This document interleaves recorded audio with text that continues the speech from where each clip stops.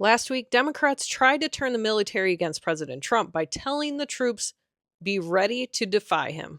They pushed out a video claiming service members may need to refuse illegal orders. Senator Mark Kelly. Representative Chris Deluzio. Congresswoman Maggie Goodlander. Representative Chrissy Houlihan. Congressman Jason Crow. I was a captain in the United States Navy. Former CIA officer. Former Navy. Former paratrooper and Army Ranger. Former intelligence officer. Former Air Force. We want to speak directly to members of the military and the intelligence community who take risks each day to keep Americans safe. We know you are under enormous stress and pressure right now. Americans trust their military. But that trust is at risk. This administration is pitting our uniformed military and intelligence community professionals against American citizens. Like us. You all swore an oath to protect and defend this Constitution. Right now, the threats to our Constitution aren't just coming from abroad, but from right here at home. Our laws are clear.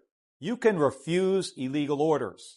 You can refuse illegal orders. You must refuse illegal orders. No one has to carry out orders that violate the law or our Constitution. We know this is hard and that it's a difficult time to be a public servant. But whether you're serving in the CIA, the Army, or Navy, the Air Force, your vigilance is critical. And know that we have your back. Because now, more than ever, the American people need you. We need you to stand up for our laws, our Constitution, and who we are as Americans. Don't give up. Don't give up. Don't give up. Don't give up the ship.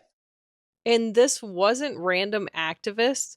This came from 6 Democrats with military and intelligence backgrounds. They know exactly what this kind of message does inside the ranks.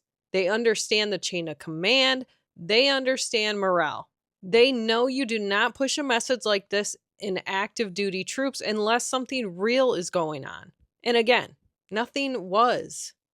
These 3 members of Congress, I will also add, knew exactly what they were doing. You look at Alyssa Slotkin. She's a former member of the CIA. Mark Kelly was a captain in the U.S. Navy. Maggie Goodlander was a naval officer, and notably, she is also the wife of Joe Biden's national security former advisor, Jake Sullivan. And so these members knew what they were doing. They were leading into their credentials as former members of our military, as veterans, as former members of the national security apparatus to signal to people serving under this commander-in-chief, Donald Trump, that you can defy him and you can betray your oath of office. That is a very, very dangerous message, and it perhaps is punishable by law. I'm not a lawyer. I'll leave that to the Department of Justice and the Department of War to decide.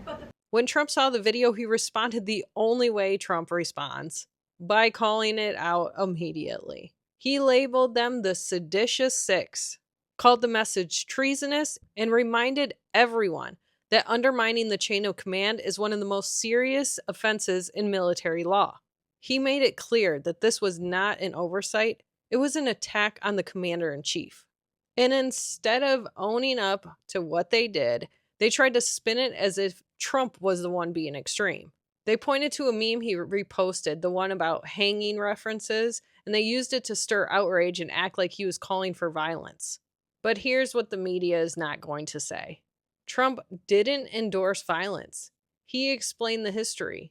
On Fox News, he said, "I am not threatening death. In the old days, this was death." He was pointing out that undermining the chain of command used to carry the harshest penalties under military law. 6 Democratic lawmakers of seditious behavior punishable by death. Just to be clear, does the president want to execute members of Congress? No. Let's be clear about what the president is responding to, because many in this room want to talk about the president's response, but not what brought the president to responding in this way.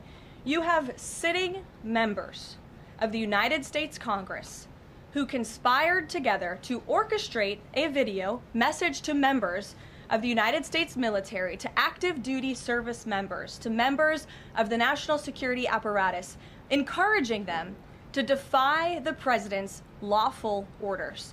The sanctity of our military rests on the chain of command. And if that chain of command is broken, it can lead to people getting killed.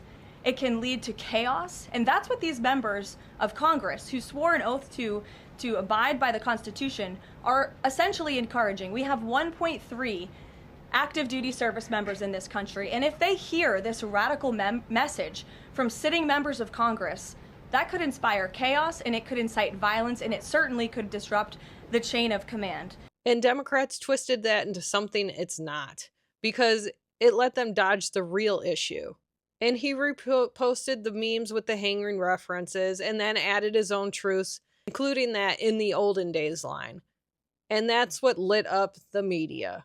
They ran the clips nonstop and shifted the entire conversation onto his post instead of explaining why the 6 Democrats told the military to be ready for illegal orders that doesn't exist. And Slotkin pushed it even further. She posted her own response video that same afternoon, before any interviews, before anyone pressed her on the facts, straight to the camera in her home office. She said that Trump had threatened her with arrest and hanging, and she defended the warning to the troops like it was just a basic oath reminder. But she still couldn't point to a single illegal order. Then 3 days later on TV, she finally got asked the simple question: has Trump actually issued one illegal order? And she had to admit that there wasn't any.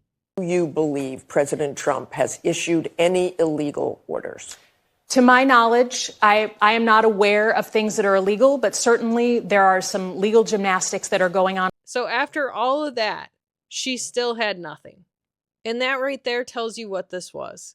They created a threat out of thin air and tried to use our military to push their agenda. Democrats used Trump's post as their shield because there was nothing happening inside the military to justify their warning.